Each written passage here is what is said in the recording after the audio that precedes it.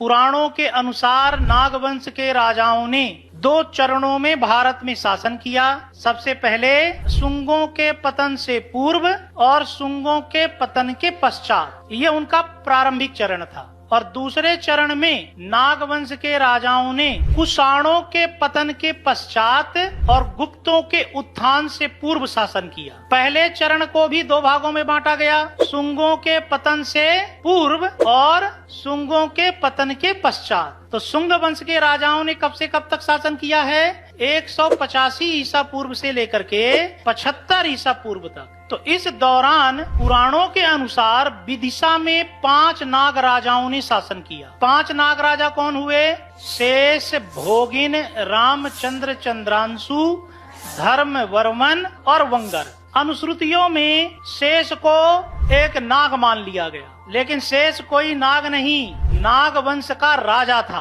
और इसी ने विदिशा में नाग राजवंश की स्थापना की थी। पुराणों में जब भी कभी किसी राजा के विषय में कहा जाता है तो ये कहा जाता है कि इस राजा ने पृथ्वी में शासन किया, जबकि वो पूरे पृथ्वी में शासन नहीं कर रहा है, वो केवल विदिशा का और उसके आसपास के क्षेत्र का राजा है। और पुराणों में ये कहा गया कि शेष नामक राजा ने पृथ्वी के भार को धारण किया, यानी पृथ्वी की जिम्मेदारी निभाई। यहाँ पृथ्वी का प्रतीकात्मक अर्थ है विदिशा और उसके आसपास के क्षेत्र की, और भार धारण किया का प्रतीकात्मक अर्थ है कि यहाँ उसने शासन किया, यहाँ की जिम्मेदारी निभाई। तो हमने क्या मान लिया आगे के ग्रंथों में कि शेष नाग कोई नाग है जिसने पृथ्वी के भार को धारण किए हुए। वास्तव में शेष नाग नागवंश का एक राजा था जिसने विदिशा में नागराज वंश की स्थापना की थी।